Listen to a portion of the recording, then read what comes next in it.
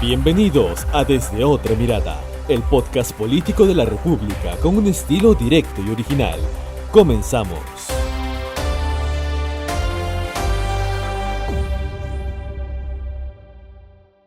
Hola a todos los que nos escuchan en este nuevo episodio de tu podcast Desde Otra Mirada. Soy Daniela Mercado y en esta ocasión tenemos que hablar de aquello que ha seguido ensombreciendo al gobierno. Y es que luego de una semana de que se renueve el gabinete ministerial y se retire a los miembros más cuestionados, como el entonces primer ministro Guido Bellido y el ministro de Trabajo Iber Maraví, entraron otros en sus reemplazos, que también están cuestionados. A pesar de que estas imputaciones no son tan graves o evidentes como en los casos anteriores, sí tienen una trayectoria que podría poner en riesgo la función transparente que se requiere en los ministerios, en la función pública. Estamos hablando específicamente del nuevo ministro del Interior, Luis Barranzuela Vite, que entró en reemplazo de Juan Carrasco, y el nuevo ministro de Educación, Carlos Gallardo, que entró en reemplazo de Juan Cadillo. Pero comencemos con el caso un tanto más grande, que es el de Barranzuela.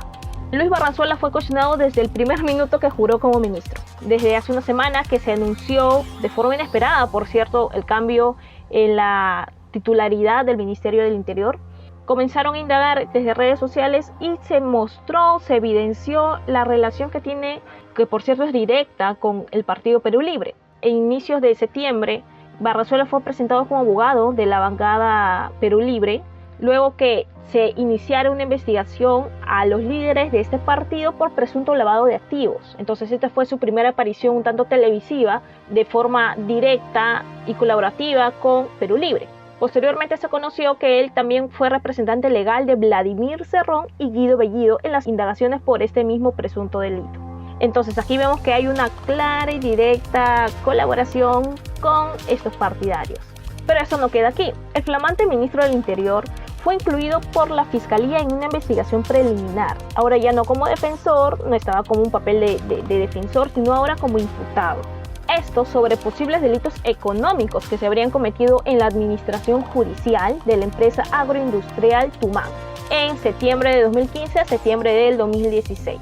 Aquí está imputado Barranzuela con el presunto delito de peculado doloso por extensión, es decir, no de forma tan directa, pero sí que ha sido parte de una presunta organización criminal. Entre una de las evidencias en las que se basa esta investigación a Barranzuela es que el perito identificó asesorías irregulares por parte de esta empresa a distintos personajes, entre ellos a abogados. Uno de ellos es Luis Barranzuela Vite por 207.800 soles. En el documento la Fiscalía no da más detalles.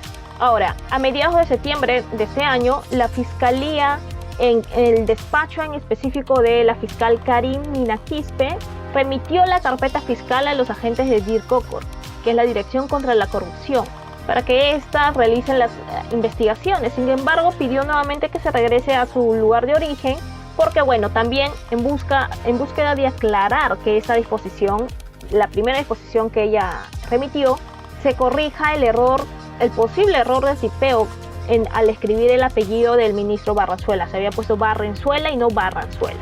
Ahora, de acuerdo a fuentes de la República, se asegura que el despacho de la fiscal Nina Quispe sí considera esencial el apoyo de la DIRCOCOR para esta investigación, que posiblemente es compleja para ellos.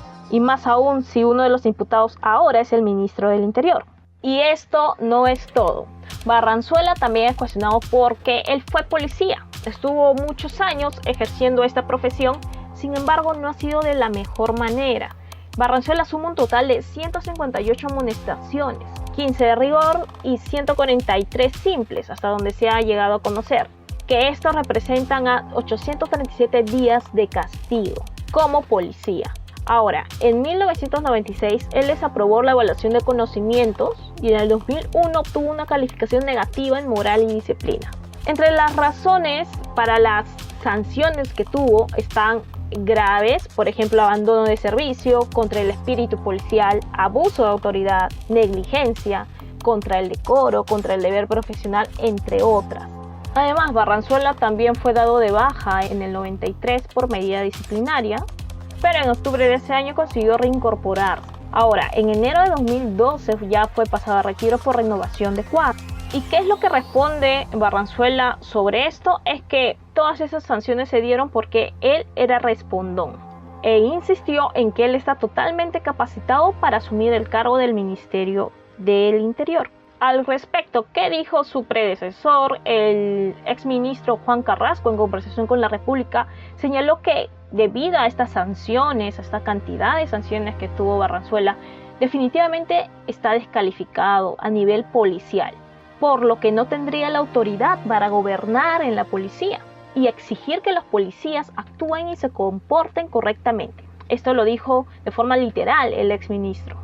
Además, que tampoco tendría autoridad para dirigir una institución que se encarga de apoyar en la investigación y la persecución del delito. Ahora, al día siguiente de asumir el cargo, Barranzuela se reunió con Guillermo Bermejo, el congresista de Perú Libre, que también está investigado y tiene un juicio en su contra en proceso, por cierto. El congresista Bermejo fue a su despacho del ahora ministro Barranzuela el 7 de octubre para expresarle sus saludos, según menciona Barranzuela. Además, el ministro también se reunió con Ronald Atencio, quien es el abogado de Bermejo. Y según dio a entender en una entrevista con Exitosa, el ministro Barranzuela dijo de que Ronald Atencio sería también su defensor en la investigación que se sigue en su contra. ¿Conflicto de interés? Algunas cosas son evidentes, ¿cierto? Ahora, ¿qué respondió en esta misma entrevista el ministro? Que quien lo nombró a él como ministro fue el partido Perú Libre. Entonces, aquí está clara la influencia que tiene Perú Libre, el partido, y su secretario general pues es Vladimir Cerrón, en aún el gabinete de Pedro Castillo, que por cierto con estos cambios se había visto un tanto más alejado del lado cerronista, pero al poner una ficha tan importante en el Ministerio del Interior, se nota que no están del todo separados. Barranzuela también responde que él entiende la preocupación porque él fue abogado de Cerrón, de Perú Libre, de Bellido, pero que ya se desligó de cualquier vinculación, que eso fue un día antes de ser ministro, como si fuera tan fácil. Con un documento se borra todos los contactos, las relaciones que uno puede tener, pero bueno, es lo que menciona. Él asegura que hará cumplir las leyes con respecto a su caso y al de los demás, como es el de Cerrón y todas las investigaciones de su entorno. Además, también mencionó que su gobierno, su gestión va a ser inflexible contra el terrorismo, contra el tráfico ilícito de drogas y en la lucha contra la corrupción. Aquí entra un tema a debatir, a mencionar también, porque referente a esto se da el caso del jefe de Devida. Barranzuela dijo en esa misma entrevista que en Devida no se ejecutarían de la manera adecuada los recursos de la cooperación internacional para el desarrollo alternativo. Mencionó que incluso algunos cocaleros de la zona le mencionaron que esos funcionarios llegaron al lugar a tomarse fotos y a decir que están cumpliendo con sus labores, pero realmente no es así. Entonces, ese mismo día, es decir, ayer, que fue esta entrevista con Exitosa, en la tarde-noche se presentó la renuncia del presidente ejecutivo de Devida, Fidel Pintado. Esta renuncia irrevocable la dio ante la primera ministra Mirta Vázquez, en el que rechazó y condenó las afirmaciones del ministro Barranzuela. Expresó su indignación y malestar por el ataque injustificado de parte del ministro del Interior a la institución que él hasta ese entonces lideraba. Pintado mencionó que el narcotráfico sigue siendo una amenaza para el desarrollo nacional y sostuvo que se necesita una efectiva política antidrogas que requiere una articulación fina de cada institución comprometida, siendo clave la del Ministerio del Interior, que ahora estará en manos de Barranzuela, y que para él Barranzuela no está en sintonía con los principios de articulación para lograr estos objetivos, sino que por el contrario da la impresión que va en línea contraria. Estas fueron las palabras exactas, literales, que dio el jefe de Devida sobre Barranzuela. Aquí hay un cuestionamiento súper claro de un personaje que está en un cargo súper importante en relación a esta lucha antidrogas y que pues ahora se cuestiona mucho más la gestión de Barranzuela. Obviamente las críticas y cuestionamientos a la idoneidad de su designación no se hicieron esperar. Algunas congresistas presentaron mociones para que puedan invitar al ministro a responder ante alguna comisión del Congreso y pues la Comisión de Defensa del Congreso ya lo citó al ministro Barranzuela para el lunes 18 de octubre, para este lunes que viene. Mencionaron que la cita será presencial en la sede del Congreso. Barranzuela ya confirmó su asistencia, en el que explicaría los cuestionamientos a su hoja de vida y carrera en la Policía Nacional. Barranzuela, con estos antecedentes y cuestionamientos que se da a tan solo una semana de estar en el cargo, ya se está considerando y calificando como tal vez una piedra en el zapato del nuevo gabinete que impuso el presidente Pedro Castillo.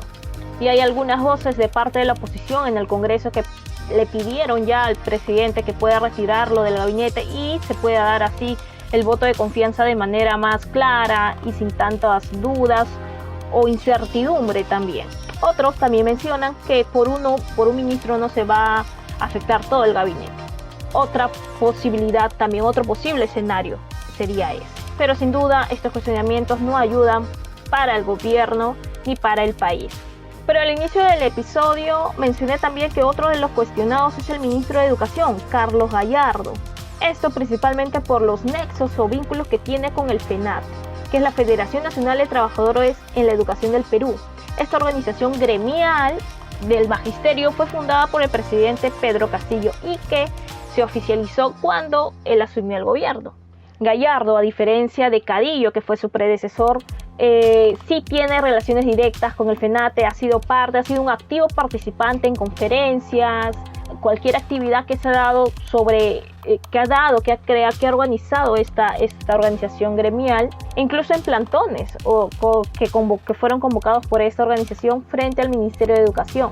Como el 18 de noviembre del año pasado, del 2022, Gallardo con un megáfono decía esto de forma literal: la lucha gremial tiene que seguir dando la batalla por lo laboral, salarial, pero también tiene que hacerse en lo social.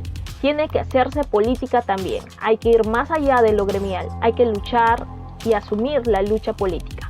Ahora, otro antecedente también a Gallardo es que él fue decano del Colegio de Profesores de Perú en el 2017 y él presentó una acción de inconstitucionalidad contra la ley 29062, que es la ley magisterial que modificó la otrora ley del profesorado. En su oficio, Gallardo consideró que la nueva ley era inconstitucional porque se consideraba que los profesores prestaban un servicio público esencial. Es decir, que para él la educación no era esencial.